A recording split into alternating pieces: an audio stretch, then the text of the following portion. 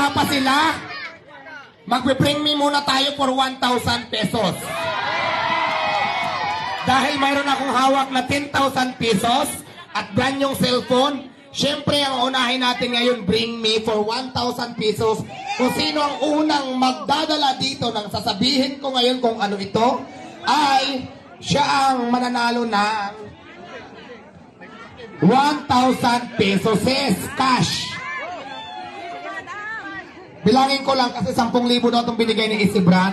1, 2, 3, 4, 5, 6, 7, 8, 9, 10. Sakto. Hindi nila ako nakupitan. Ayan, dahil dyan, bring me.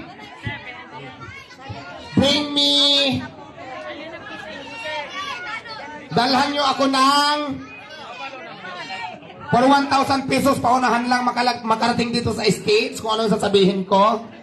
Bring me, dalhan nyo ako dito